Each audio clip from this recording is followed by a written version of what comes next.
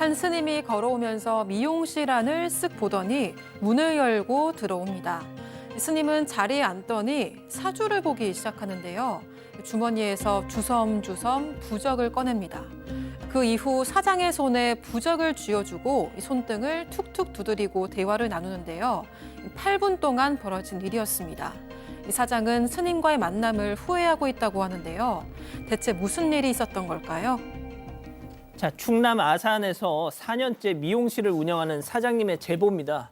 앞서 보신 것처럼 스님이 저렇게 미용실 안에 탁 들어와서 스님이 미용을 하실 건 없잖아요. 그래서 평소 저 사장님은 저 죄송합니다만 좀 나가주세요라고 했었어야 된다. 했어야 할 걸. 지금 막 후회 막심이시라는 거예요. 네, 이 사장님 주장에 따르면 지난달 26일 낮에 한 2시쯤에 이제 스님이 저렇게 들어오셨어요. 근데 이제 그때 손님은 없었는데 이 스님이 들어오더니 그냥 계속 서 있는 거예요. 예전 같으면 죄송합니다. 그러면 이제 정중하게 내보냈는데 주변 사람들이 얘기하기를 이렇게 스님 들어오시면 10,000원이라도 좀 쥐어 보내서 보내는 게 좋다라는 얘기를 들은 적이 있는 거예요. 그래서 10,000원이라도 드리는 게 좋겠구나라고 생각이 들어서 처음으로 10,000원을 드렸다고 합니다. 그러니까 이렇게 스님들 와서 하면 탁발을 하면 시주 이렇게 10,000원이라도 챙겨서 좀 보내야 나중에 그게 또 복으로 돌아온다. 뭐 이런 얘기 생각나서 10,000원을 챙겨 드렸는데 그럼 나가시겠지 했어. 자, 그런데 오히려 자리에 그냥 턱 앉더니 언니야 펜과 종이 좀 갖다 줘봐라. 생년월일 어떻게 되냐 하면서 사주를 보기 시작하더라. 맞습니다.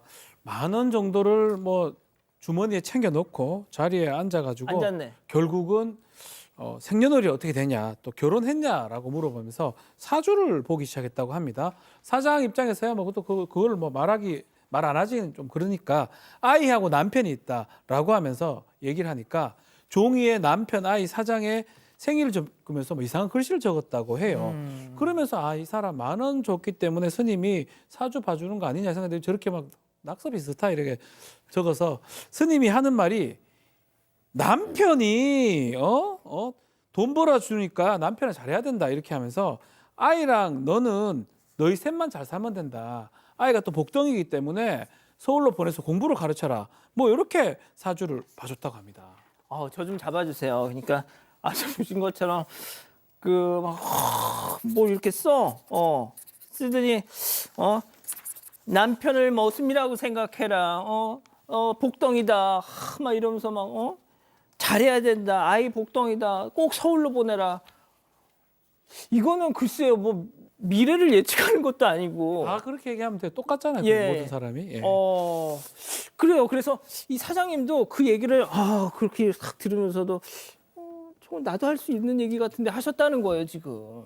자, 그런데 그 스님이 주머니에서 뭘 꺼냈는데 보니까 부적을 꺼냈습니다. 그러면서 하는 뭐냐면은 그 사장님 주장에 따르면 의한 거면 뭐라고 하냐면 본인이 기도를 드려서 부적을 써왔다고 하면서 부적을 찍고 또 다른 부적을 꺼내면서 사장님한테 뭐라고 하냐면 쥐어주면서 사장님 거는 지갑에 넣어두고 또 이 남편 거는 요거는 남편 베개 속에 넣어두고 또 아이 거는 속옷에 넣어두라고 하면서 부적을 준 거예요. 자, 그러면서 또 뭐라고 했냐면 요거는 아무한테도 말하면 모르게 넣어둬라 이렇게 얘기했답니다. 그리고 나서는 노란색 부적이 있는데 거기에 빨간 글씨로 쓴 게 있어요. 부적이. 그 부적을 손에 닿게 하면서 문지르고 그러면서 이거는 몸에 문지르야 효과가 있다 라면서 손에 부적을 쥐어주면서 툭툭 치고 잡아 흔들고 이렇게 하면서 부적을 쥐어주는 행동을 했기 때문에 이 여성은 좀 황당하기도 했지만 부적을 받았던 것이죠.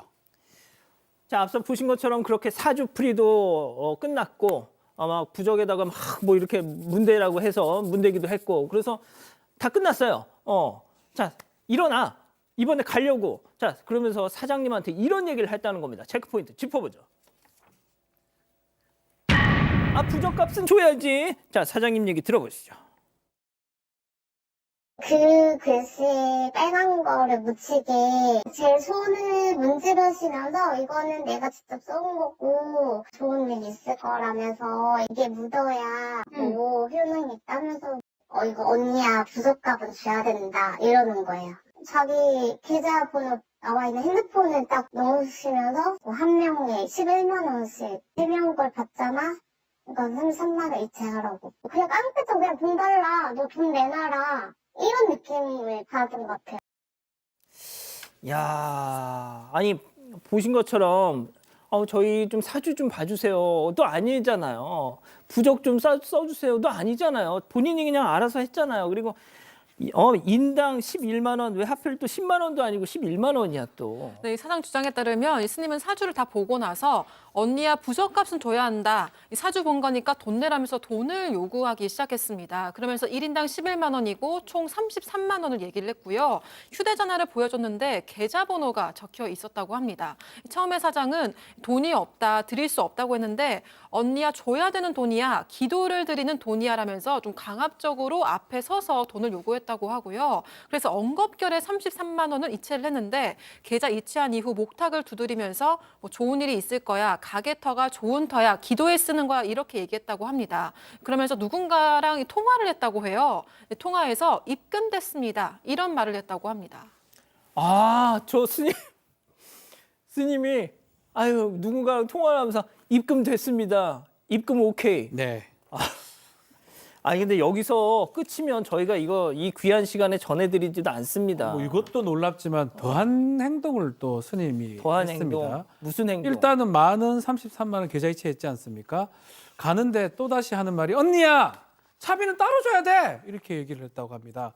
뭔 얘기냐고 보니까 지갑을 이렇게 딱 꺼내봤는데 원래 6만 원 정도 있었다고 해요. 그래서 좀 그냥 한 5만 원 정도 꺼내주려니까 스님이 그 지갑을 뚜렷하게 쳐다보면서 다 줘야 돼 지갑에 있는 거.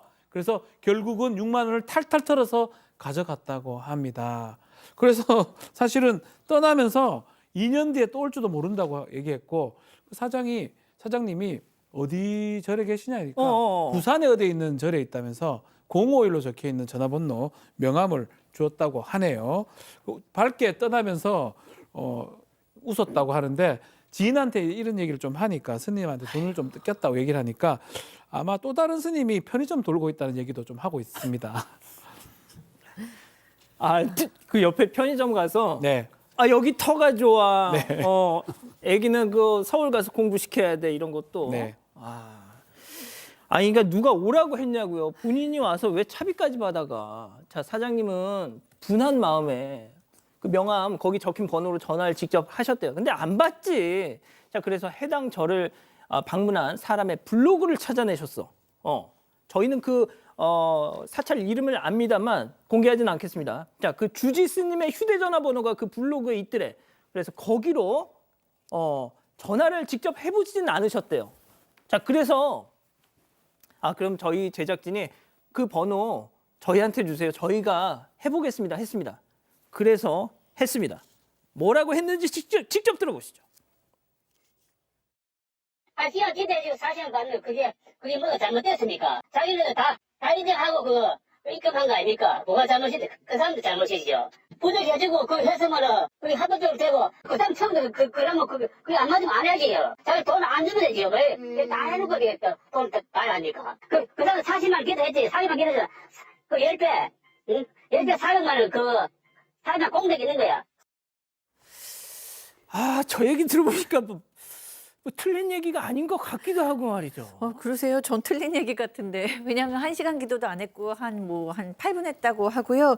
그리고 기도해주고 나서 돈을 받았으니까 합법적이라고 얘기하는데 도대체 합법적인 게 여기서 어디에 써 있는 건지도 잘 모르겠고 맨 처음에 부적 써달라는 얘기도 안 했는데 써가지고 막 이렇게 뒤를 밀고 나중에 이거 돈 안 주면 이건 기도하는 돈이야. 이렇게 약간 기도한다니까 또 안 드리기도 되게 막 찝찝하죠. 어렵게 만들었잖아요. 맞아. 거기에 뭐 자식 얘기하고 남편 얘기까지 다 하였는데 그런데 이제 또 뭐 이거를 이렇게 얘기를 해요. 어떤 사람들은 그러니까 돈을 안 주면 공덕이 없는 거고 어떤 사람은 100만 원, 300만 원, 1000만 원도 내는 사람도 있다. 그래서 40만 원 냈으면 10배, 100배의 공덕이 있는 거다라고 얘기하는데 그걸 누가 정한 거예요? 그러니까 불교에서 공식적으로 정한 건가요? 뭐 이런 생각도 들고 그러니까 이 절은 그러면 종파가 뭡니까? 라고 물어보니까 종파가 100개가 넘는데 종파가 무슨 상관이냐. 이 절은 내가 차린 거다. 이렇게 얘기를 했다 그러니까 글쎄요. 저는 좀 이상합니다.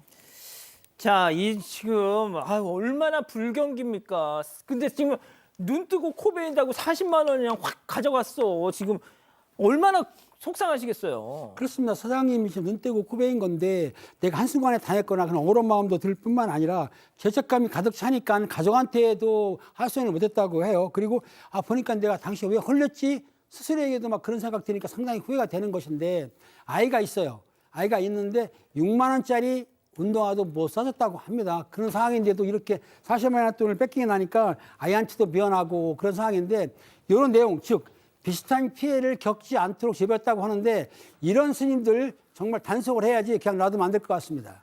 저희가 그래서 대한불교 조계종에 이런 탁발이 문제가 없는 건지 직접 문의를 해봤습니다. 네, 이 탁발이 뭐냐면 예전에 스님들 시주하고 이게 불교의 어떤 수행 중에 하나라고 합니다. 어떤 지역에 가서 시주 받고 뭘 받고 이제 이런 것들을 탁발이라고 하는데 조계종에서 얘기한 바에 따르면 탁발을 지금 이제 안 하고 있다고 합니다. 다만 타종단 스님들은 이제 이 행위를 제재할 수 없으니까 그 부분은 안타깝다고 말하고 네. 지금 승려법 이런 것 따르면 탁발 행위에 대해서 공권 정지 5년에서 제적까지 처분을 내릴 수 있다고 해요. 그러니까 하면 안 되는 상황이에요. 또 실제로 지금 탁발을 떠나가지고 뭐 좀 사주 봐주고 돈을 그래. 좀 뺏어가는 상황이니까 공갈 범죄가 될 수도 있는 거거든요. 저희가 봤을 때는 일단 사실 좀 이거는 문제가 된다라고 얘기를 하고 있는 상황입니다. 저희가 앞서 그 해당 그 사찰 거기 그 공식적인 그 타이틀이 어떻게 돼 있냐면요. 대한불교 땡땡사라고 적혀 있더라고요. 자, 그런데 아시겠지만 대한불교 조계종, 천태종, 태고종, 화엄종, 보문종 여러 불교 종파가 있지 않습니까? 보통 이렇게 합니다. 대한불교 조계종 땡땡사, 대한불교 천태종 땡땡사. 근데 여기는 대한불교 땡땡사라고만 돼 있더라고요. 뭔가 이상한 겁니다. 아니, 아직도 구독을 안 했다고? 구독? 어떻게 하는데? 아이고, 여기 누르면 된다. 여기 빨리 좀 눌러라. 빨리 눌러야겠다. 가족 여러분, 구독하기는 여기요.